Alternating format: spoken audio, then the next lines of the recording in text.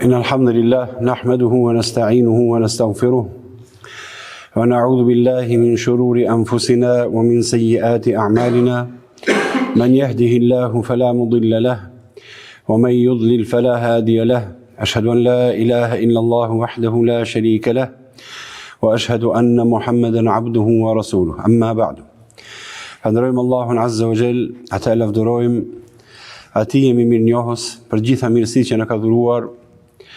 E lutim të madhëruarin që të na bëj përkujtues të këtyre mirësive, mirënjohës ndaj tij, durimtar në rrugëtimin ndaj tij. Padyshim që një zemër mirënjohëse, një gjuhë që vazhdimisht e falenderon dhe lavdëron Allahun subhanahu wa taala, janë nga mirësitë më të çmuara që i dhurohen njeriut në këtë botë. Padyshim që sot njerëzit janë dhënë, dhe jo vetëm sot, por gjatë gjithë kohërave, janë dhënë pas pasurive të kësaj dynjaje.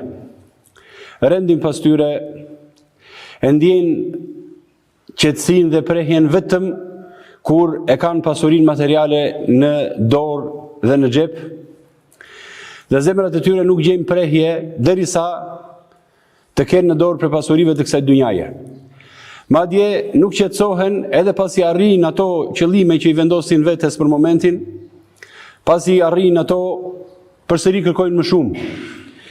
Dhe siç ka thënë profeti sallallahu alaihi wasallam, i biri Ademit, nëse do të kishte një lugin me ardh, me flori, do të kërkonte një të dytë.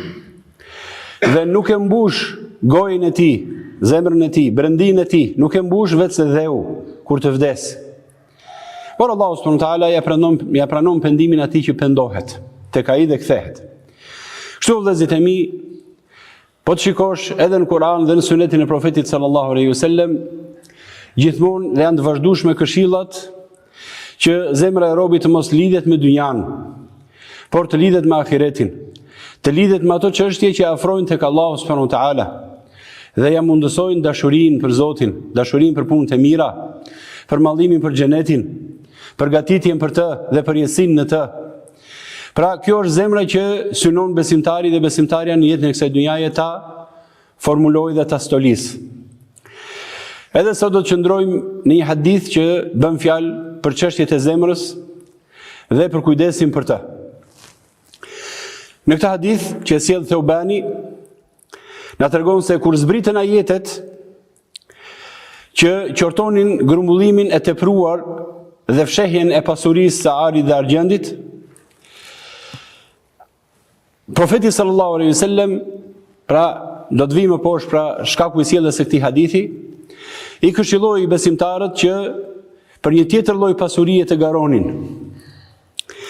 Prandaj dhe shokët e profetit sallallahu alaihi wasallam, kur zbriti ajeti në surën Teube, që qorton mbledhjen e pasurisë dhe magazinimin ose fshehjen e saj dhe mos shpenzimin për hir të Allahut, e pyetën profetin të friksuar nga pasuria e kësaj dynjaje, sepse kjo është pasuri që ka ndëshkim të madh, siç do të vijë ajeti më poshtë. E pyetën profetin sallallahu alaihi wasallam, atëherë çfarë pasurie të marrim o i dërguari i Allahut?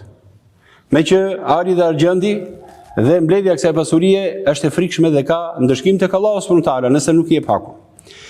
Pastaj Umar ibn Khattabi, pasi profeti tha këtë fjalë dhe sahabët i kërkuan sjarim çfarë pasurie të marrim o dërguari i Allahut, Umar ibn Khattabi, Allahu qoftë i kënaqur me të, si zakonisht që gjithmonë kërkonte dhe donte ta zbulonte të vërtetën të qartë, tha, unë do t'ju njoftoj për këtë dhe shkoi me të shpejt tek profeti sallallahu alaihi wasallam.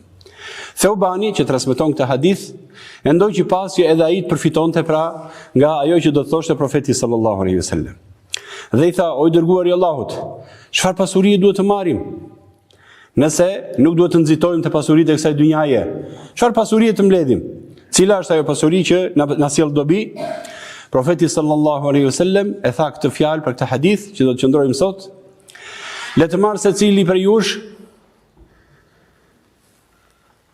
një zemër falenderuese, qalben shakiran, një zemër falenderuese, wa lisanan dhakira, dhe një gjuhë që e përmend Allahun, wa zawjatan, dhe një grua e cila e ndihmon burrin e saj për ahiretin e tij.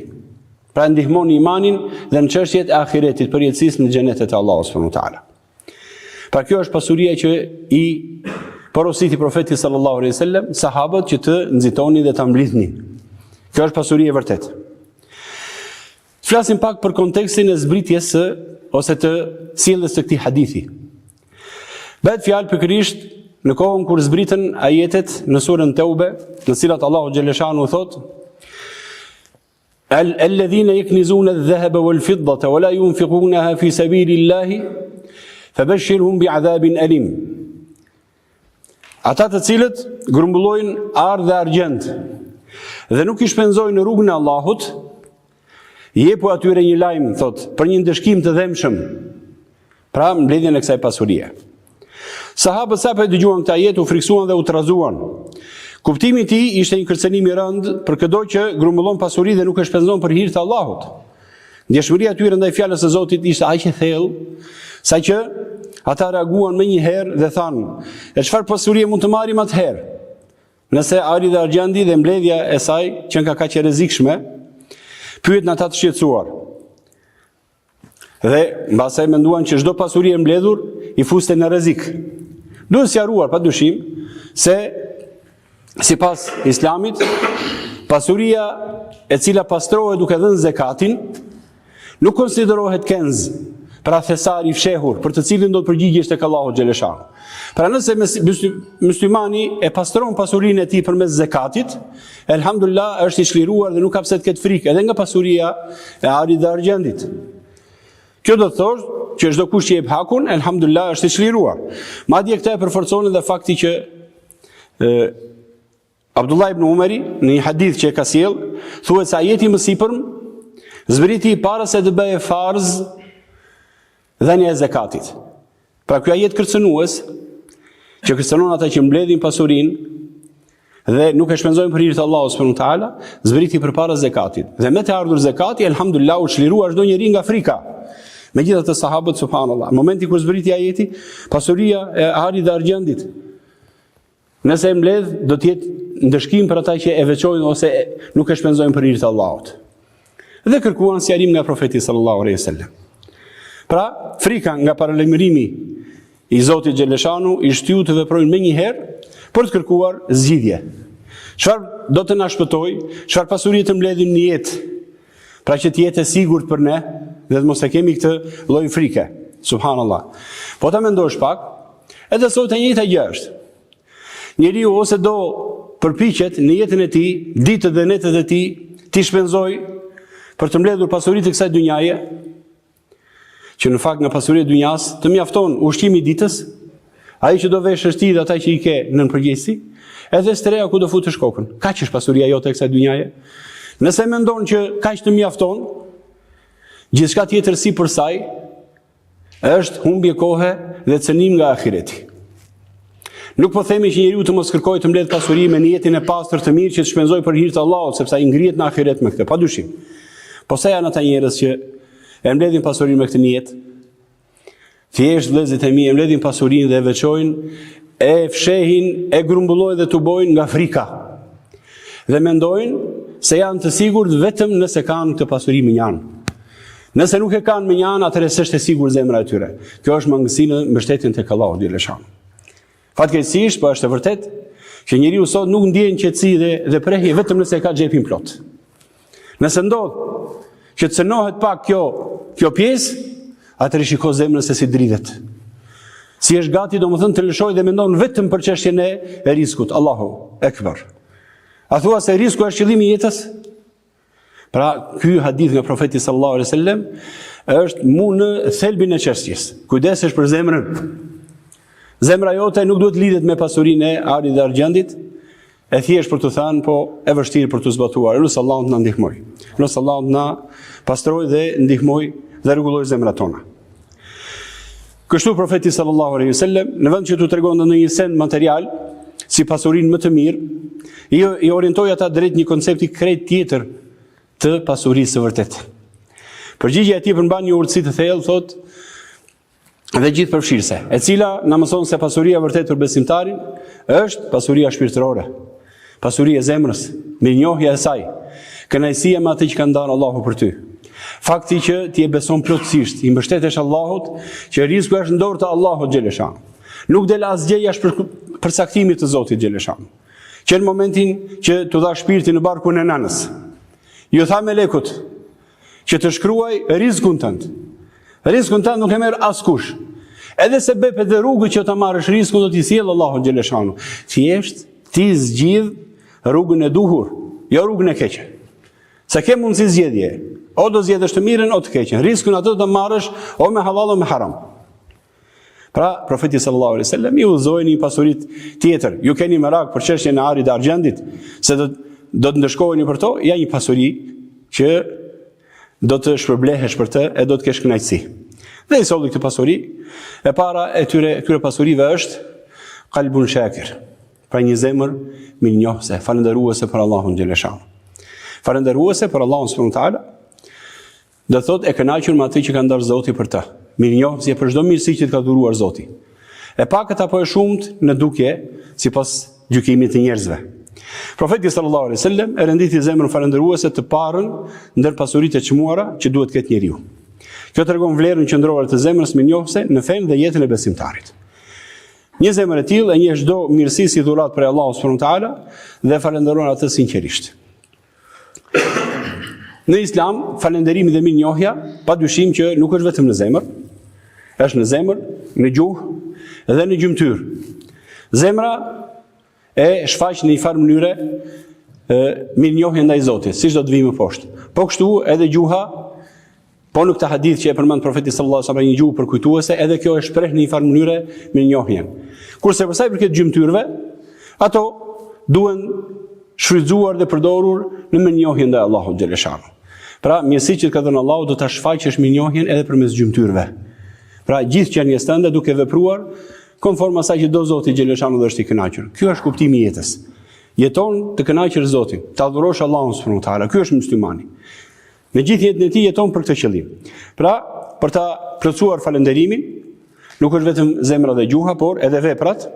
Ndërto, syt i përdorin për lexuar fjalën e Allahut subhanahu wa taala, për të medituar në mrekulli që ka krijuar Zoti xheleshanu, shikojmë atë që është hajër dhe na nxit mirësinë. Nuk i përdorim syt për të nxitur smirën, hasedin, zemrimin, urrëtitjen, armiqsinë.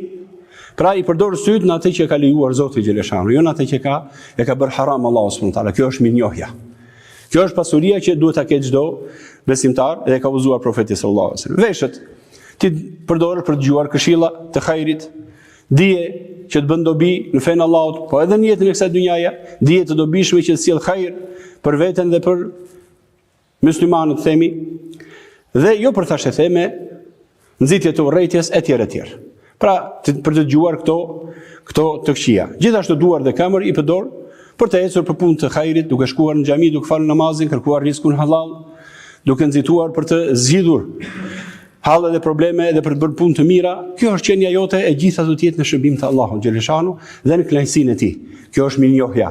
Kjo është pasuria. Nëse mendon që shfrytëzimi i gjithë gjymtyrëve të tua, i syve dhe veshëve tënd, për të mbledhur pasuritë të kësaj bote, më shumë se sa ke nevojë, dhe jo me qëllimin për të shfrytzuar për hajër, për të arritur kënaqësinë e Allahut dhe për shpërblimin e madh në ahiret, nuk vlen.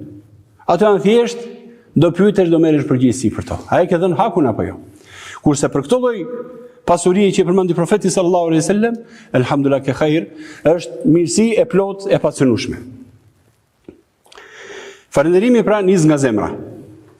Zemra e bindur se gjithçka e mirë vjen vetëm prej Allahut subhanahu wa taala, është themeli i mirënjohjes.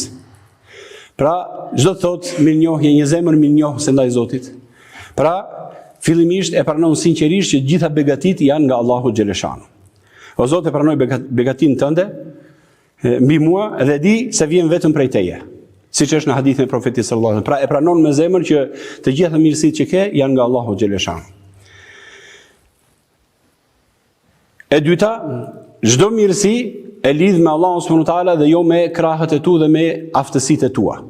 Asnjëherë mos mendo se ato që ke arritur janë fryt i përpjekjes tënde, i djersës që ke derdhur, i aftësisë tënde fizike apo intelektuale. Të gjitha janë, kjo është zemra mirënjohëse. ti lidhesh të gjitha me çfarë? Me suksesin e dhënë nga Allahu xhaleshanu. Dhe të thuash siç tha Karuni, siç vjen në Kur'an, inma utituhu ala ilmin indi. Më është dhënë gjithë kjo pasuri nga dituria që un kam. Dhe shumë njerëz sot ja atribojnë gjitha këto mirësi, ja atribojnë, a thua se kanë aftësi të jashtëzakonshme këta njerëz. Allahu musta'an. Thjesht e ka ndarë Allahu rizkun. Ua ka dhënë këtë pasuri dhe do t'i marrën përgjegjësi për atë që u ka dhënë. Ai ka dhënë hakun apo jo? Dhe së treti, të përulet me modesti dhe respekt. Pra të ndjej mirënjohje dhe të jetë e gatshme zemra që të përulet para Allahu xhaleshanu për gjitha këto mirësi që ka dhënë. Pra një ndjej vlerësimi dhe adhurimi për Allahun subhanahu wa taala për ato mirësi që ka dhënë. Kjo është puna e zemrës, kjo është mirënjohja e zemrës. Kur kupton sa shumë të ka dhuruar Allahu xhaleshanu, pas një merit nga ana jote, pas një forcë, pa dyshim, vallahi as një forcë, thjesht sebeb dhe dhurat nga Allahu xhaleshanu. Atëherë zemra falënderuese përulet para Allahut subhanahu wa taala dhe është e gatshme që të urdhërojë gjithë mbretërinë e saj, pra trupin, se zemra është mbreti. Ta urdhërojë gjithë mbretërinë të nënshtrohet tek Allahu subhanahu wa taala. Kjo është zemra falënderuese dhe mirënjohëse. Si të mund ta bëjmë një zemër falënderuese? Hapat janë të shumt dhe mund të flas dhe të meditoj robi në këtë drejtim, ndër më të rëndësishme përdorimi i mirësive në rrugën e Allahut subhanahu wa taala, pra të fitosh kënaqësinë e tij dhe krahasimi me ata që janë më pak ose më ulët se ty në jetën e kësaj dhunjaje. Pra që të kesh një zemër falënderuese, siç thot profeti sallallahu alaihi wasallam, undhuru ila man dunakum, shikoni ata që janë poshtë ju. Kjo është më afër që të mos i përçmoni mirësitë që ju ka dhënë Allahu. Pra nëse shikon ata që janë poshtë teje, e kupton se çfarë mirësie ka dhënë Zoti dhe je mirënjohës për to. Dhe zemra jote elhamdulillah gjithmonë është e mbuluar nga mirënjohja dhe përmirësia për Zotin subhanahu wa taala. Nëse njeriu zbaton këto dy parime, alhamdulillah, mendon pozitivisht për Zotin xhaleshanu, gjithmonë është i kënaqur me atë që ka dhënë Allahu, pra ka atë që quhet qanaa, kënaqësia me atë që ka dhënë Zoti xhaleshanu. Kjo është kënaqësia më e madhe. Si thon Cesari që asnjëherë nuk mbaron është el qanaa. Pra kënaqësia me atë që të ka dhënë Zoti xhaleshanu. Nëse je në qëllimin që ke vënë vetes, ta adhurosh Allahun, fitosh xhenetin e Zotit. Dhe po ecën në këtë rrugë, i përmbushë detyrimet e tua në këtë dynja. Deri diku i ke përmbushur ato, elhamdulillah, nëse kënaqesh me atë që ka dhënë Allahu, je në hajër. Sepse nuk e cënuar gjë nga puna e ahiretit. Nëse po vazhdon dhe po punon për ahiretin. Elhamdulillah, kjo është mirësia më e madhe. Së dyti ka përmendur profeti sallallahu alaihi wasallam lisanan dhakira. Pra një gjuhë që përmend bën dhikr Zotit vazhdimisht. Pas zemrës mirënjohëse e përmendi si pasuri të dytë gjuhën që e përmend shpesh Allahun. Një gjuhë përmendse, dhikri, është një nga dhuratat më të mëdha shpirtërore sepse ajo e mban njeriu vazhdimisht të lidhur me Allahun xhaleshanu. E mbani mend dhe hadithin në hutbën e shkuar, nuk rregullohet gjendja e robit derisa të rregullohet zemra e tij. Dhe nuk rregullohet zemra e tij derisa të rregullohet gjuha e tij. Pra janë të lidhura, gjuha dhe zemra janë të lidhura me njëra tjetrin. Një lidhje ndërsjell tham herën e shkuar. Përmendja e Allahut me gjuhë sjell qetësi në zemër dhe e mbron njeriu nga shkudesja. Kur gjuha e një besimtari është angazhuar me tesbih, tehlil, tahmid, pra subhanallah, alhamdulillah, la ilaha illallah, Allahu akbar, la hawla la quwwata illa billah, lutje të vazhdueshme, përmendje e Zotit në namaze, pas namazit, para namazit, në mëngjes dhe në mbrëmje, para gjumit dhe pas gjumit, para ushqimit pas ushqimit, jeta e përditshme. Nëse është e mbushur jeta me dhikr të vazhdueshëm, ndaj Allahut xhaleshanu, pa dyshim që kjo do ndikoj tek zemra. Gjuha do ndikoj tek zemra. Dhe elhamdulillah, kjo është nga pasuritë më të mëdha që mund të ketë ose më çmuara që mund të ketë një njeri. Në hadithet e profetit sallallahu alaihi wasallam ka shumë shembuj që profeti sallallahu alaihi wasallam dhe sahabët e bën dhikrin pjesë të pandarë të jetës së tyre. Pra dhikri i përditshëm në çdo çast. I vjen një mirë, thot elhamdulillah. E fillon një punë, thot bismillah. Ndjen një vështirësi dhe pengesë, thot la hawla la quwwata illa billah. Nuk ka forcë dhe ndih vetëm se me ndihmën e Allahut xhaleshanu. Ka vështirësi gjithmonë drejtim tek Allahu dhe mbështetje tek Zoti subhanahu wa taala. Lexim Kurani, dhe Kurani padyshim është në krye të punëve të mirë të gjuhës. Dhikri më i mirë është leximi, pra leximi i librit të Allahut xhaleshanu. Pra ata e bën pjesë të pandashme dhikrin e Zotit të jetës së tyre. Një gjuhë që përmend Allahun shpesh është provë se zemra është e lidhur me Allahun xhaleshanu. Përmes dhikrit të shpesht, besimtari arrin një vetdije të vazhdueshme që Allahu subhanahu wa taala është pranë ti, sepse sikur se thuhet, nëse do ta dish sa të kujton Zoti ty, shiko sa e kujton ti Zotin. Pra nëse ti e kujton Allahun subhanahu wa taala, sa më shumë ta kujtosh, aq më shumë të kujton Zoti subhanahu wa taala. Nëse kujton veten tënde siç është në hadithin kutsi, me dhakarani fi nafsi, dhakartuhu fi nafsi. Kush më kujton në veten e tij, do ta kujtoj në veten time, thot Allahu xhaleshanu. Dhe kush më kujton në një mexhlis, pra duke folur njerëzve, duke bërë të dashur Allahun, e kujtoj atë në një mexhlis më të mirë. Ty të përmend Allahu subhanahu wa taala mes melekëve në qiell. Allahu akbar. Ka pasuri më të madhe se kjo? Me çfarë pasurie dynjaje mund ta blesh që të kujtoj Allahu ty subhanahu wa taala? Që Allahu të përmend mes melekëve në qiell. Që lutjet e tua sa herë që të dalin dhe të ngjiten lart në qiell, të shkojnë tek Allahu subhanahu wa taala. Ti dëgjojnë melekët e Allahut xhaleshanu. Një zë i njohur që gjithmonë i është lutur Allahut e ka përmendur Zotin. Ne ka përmendur Allahu subhanahu wa taala. Çfarë pasurie mund ta blesh këtë lloj mirësie, përveç se pra me këtë dhikr dhe me lidhjen me Allahun xhaleshanu. Në praktik, për ta pasur gjithnjë gjuhën përmendëse të Allahut subhanahu wa taala, duhet të stërvitet me këtë. Në fillim mund të duket e vështirë, por nëse e bën pjesë të pandashme të jetës tënde, për një farë kohe, atëherë nuk do të jetosh dot pa të. Prandaj le t'ja filloj njeriu alhamdulillah me dhikrin e vazhdueshëm, me faljen e namazit rregullisht, me dhikrin fillimisht të namazit, të adhurimeve që të kuptosh çfarë thuan namaz, pastaj me ato të pas namazit dhe kështu me radhë, gjithë dhikret e përditshme të jetës tënde.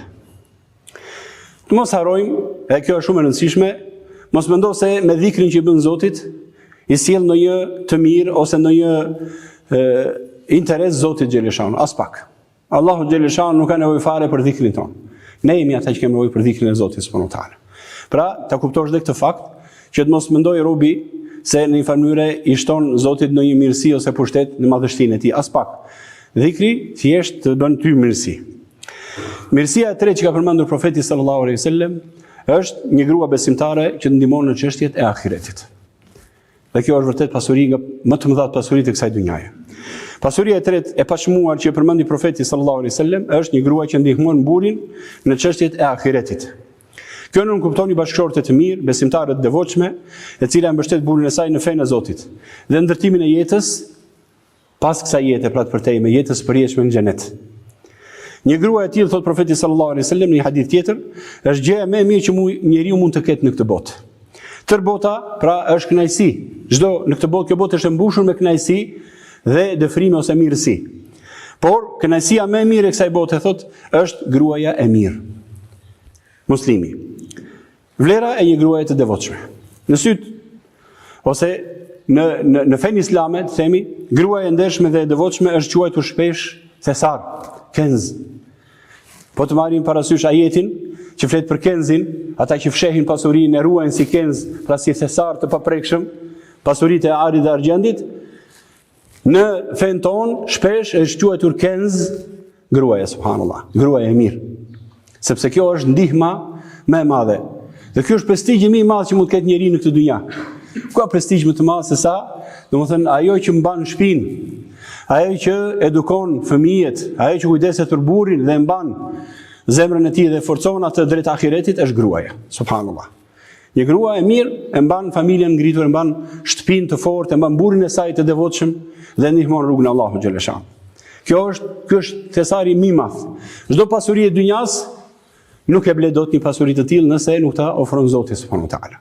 Prandaj profeti i urdhëroi ose i udhëzoi sahabët që ta shikonin këtë lloj pasurie. Dhe jo, shikonin pasuritë e kësaj dynjaje se të tjerat, të gjitha nuk kanë asnjë vlerë nëse nuk ndihmojnë për ahiretin. Në shpjegimin e hadithit në Aunul Ma'bud vjen ky shpjegim: një grua e mirë është pasuria më me vlerë që mund të ruaj një burr, pra ta ruajë të paprekshme, si thesar. Dobi që vijnë pas saj janë më të mëdha se ato të çfarë do lloj thesari tjetër.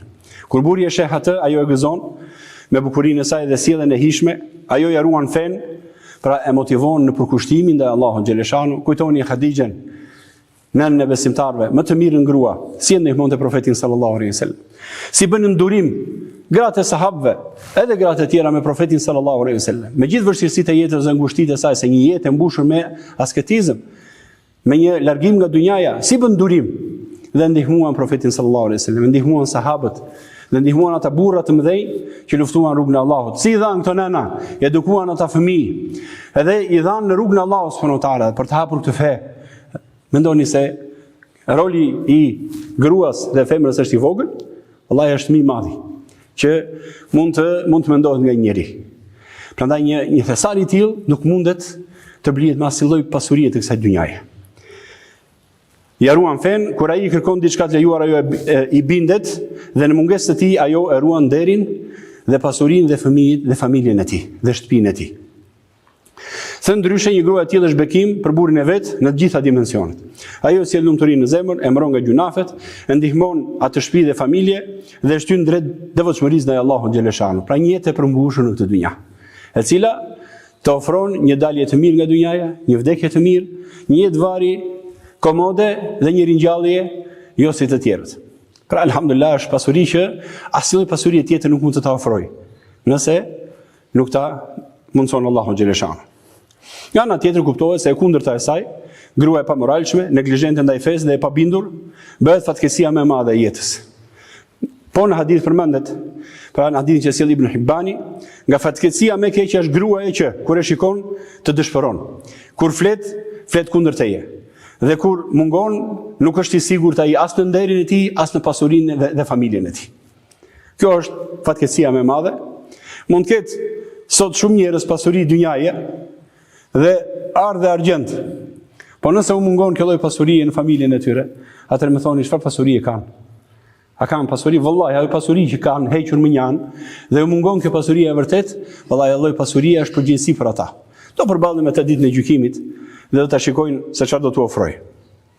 Cilësitë e një gruaje që të ndihmon në fe, pyetja pra si është një grua e tillë e bekuar, cila cilësi e bën një grua ndihmëse në çështjet e ahiretit për bashkëshortin e saj. Nga përshkrimet e Kuranit dhe haditheve mund të përmendim disa tipare kyçe të kësaj gruaje ideale, e lutem Allahun subhanahu wa taala t'i përmirësoj bija tona, pasardhësit tan, motrat të dashurit tan të jenë të tillë në familjet e tyre. Dhe sot në fakt ka nevojë, më së shumti familja ka nevojë për të tilla gra, që janë të formuara në çështjen e imanit dhe në përgjegjësinë që kanë për familjet e tyre. Elutem Allahun që të jenë durimtare. Së pari është devocioni, pra është e devotshme dhe modeste. Ajo ka frikë Allahun dhe ruan nderin e saj. Është e ndershme dhe larg çdo gjëje që Allahu e ka ndaluar. Pra e ruan dëlirësinë e saj, nderin e burrit të saj. Nuk sënohet nderi i burrit të saj për shkak të sjelljeve të saj, dhe për shkak të pamjes së saj ose fesë së saj. Së dyti, është mirënjohëse dhe e respektueshme ndaj bashkëshortit. Ajo e di vlerën e burrit si kryefamiljar, e çmon përpjekjen e tij dhe e nderon për lodhjen dhe për kushtimin në mbajtjen e familjes.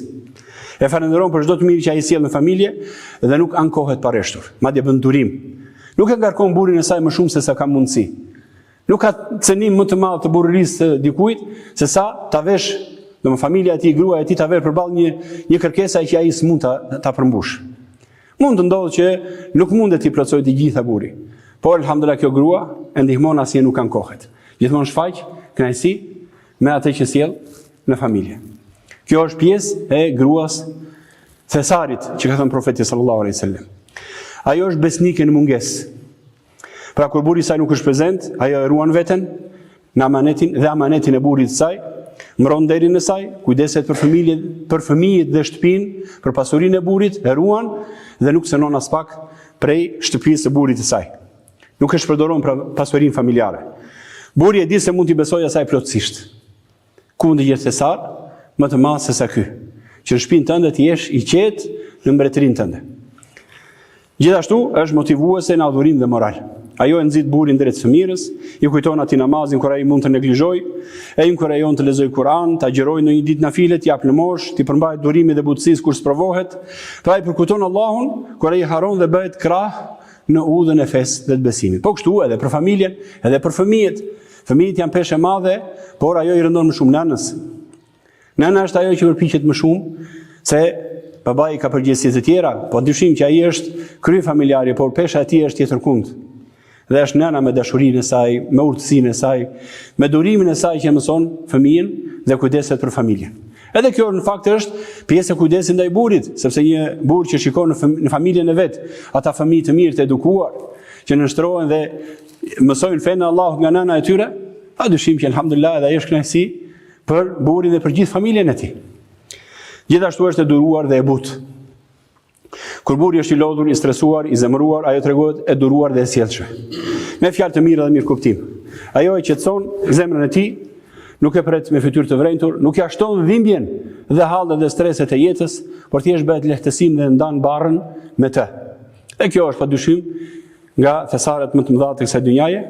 Pra kur shkon në shtëpi, ai vërtet gjen një vend prehjeje dhe qetësie, gjen një vend ku ai ndan peshën dhe dhimbjet. Kujtoni shembullin e Khadijës dhe ndarjen që bëri profeti sallallahu alejhi wasallam me peshën e madhe që kishte edhe të shpalljes me gruan e tij Khadijën. Pra alhamdulillah kjo është gruaja thesar për cilën ka thënë profeti sallallahu alejhi wasallam. Padyshim, këto cilësi vlen dhe nga krahu i kundërt, pra nuk po themi që vetëm gruaja duhet të jetë e tillë, pra edhe burri duhet të jetë ai që ka të njëjtat cilësi të ngjashme, se familja është me të dyja këto pjesë, edhe burri përmban pjesën e tij. Prandaj dhe profeti sallallahu alejhi wasallam ka thënë, për ta mbyllur këtë pjesë të parë të hutbes, pjesë e lumturisë së njeriu është gruaja e mirë, që kur e shikon atë të kënaq, kur i kërkon diçka të bindet dhe kur ti mungon, ajo është besnike në veten dhe pasurinë tënde. Elus Allahu subhanahu wa taala të na jap këtë lloj pasurish, pra një zemër mirënjohës ndaj tij, një gjuhë që e përkujton vazhdimisht Allahun subhanahu wa taala dhe familje të mira, të cilat të jenë bashkëudhëtare drejt përjetësisë dhe kënaqësisë Allahu xhelle shanu. Aqulu ma tasma'un wa astaghfirullaha al-azim li wa lakum wa lisa'iril mu'minin fastaghfiruhu innahu huwal ghafurur rahim.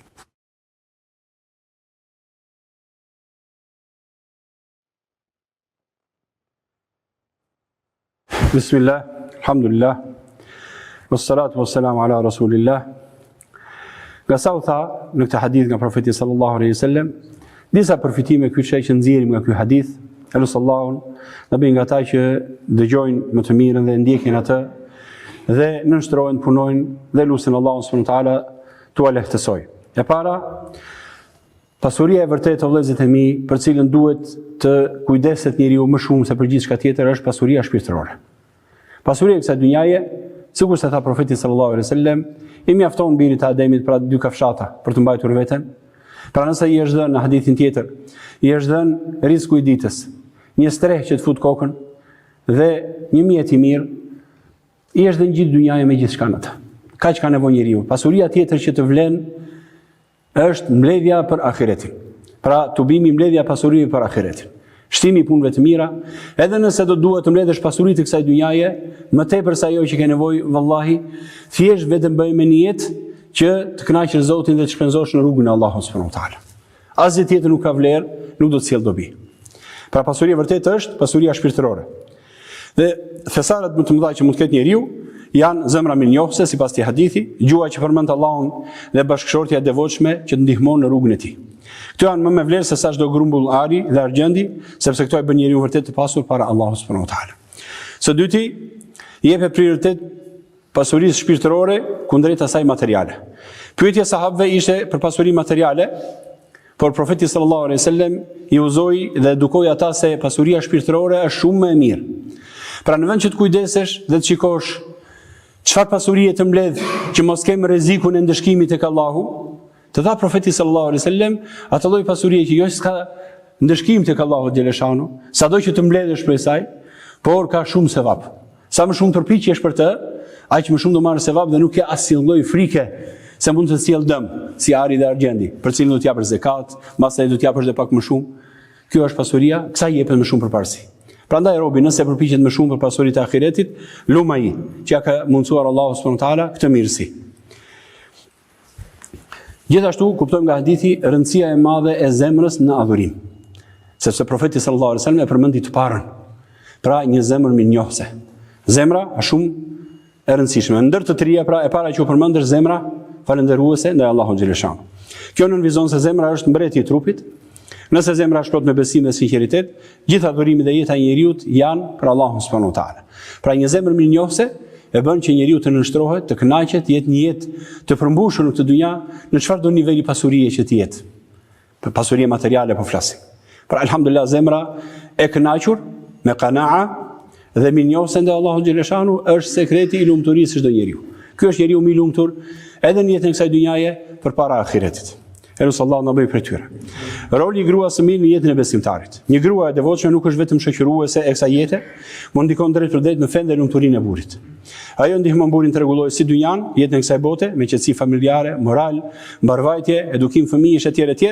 Ashtu dhe në ahiretin e saj, duke nxitur edhe të tij, duke nxitur për vepra të mira, duke edukuar fëmijët me iman dhe me frikë ndaj Allahut subhanahu wa taala, pra suksesi i burrit dhe familjes lidhet ngushtë me devotshmërinë e kësaj gruaje. Pra femra, devotshmëria e saj është zgjidhja e mbarvajtjes së familjes. Allahu musta'an. Çelësi i lumturisë së dy botëve, një zemër falënderuese ndaj Zotit, një gjuhë që kujton atë dhe bashkëshortë e mirë, këto tri pasuri sjellin njeriu lumturi të dyfisht. Lumturinë në dynja sepse është i kënaqur, i qetë, shpirtërisht dhe ka një familje të shëndetshme, dhe ngritje në ahiret, sepse ato janë burimi i vazhdueshëm i veprave të mira dhe kënaqësisë së Allahut xhaleshanu. Në mbyllje, fjalët e profetit sallallahu alaihi wasallam na kujtojnë që të kujdesemi vazhdimisht për zemrën. Pra ky hadith është një mesazh i qartë që besimtari dhe besimtarja kujdesen për zemrën vazhdimisht, edhe për gjuhën, dhe padyshim pastaj edhe për shokun e jetës dhe shoqen e jetës. Të gjitha këto janë të domosdoshme për një njeri që kërkon hajër. Kjo është pasuria më e madhe, elus Allahun subhanahu wa taala të na pasuroj me pasurinë e tij, me bujarinë e tij. Së fundi çoni salavat e profetin ton Muhammedin sallallahu alaihi wasallam. Allahumma salli ala Muhammad wa ala ali Muhammad kama sallaita ala Ibrahim wa ala ali Ibrahim innaka Hamidum Majid. Allahumma barik ala Muhammad wa ala ali Muhammad kama barakta ala Ibrahim wa ala ali Ibrahim innaka Hamidum Majid. Wa akhiru da'wana anil hamdulillahi rabbil alamin. Aqimus.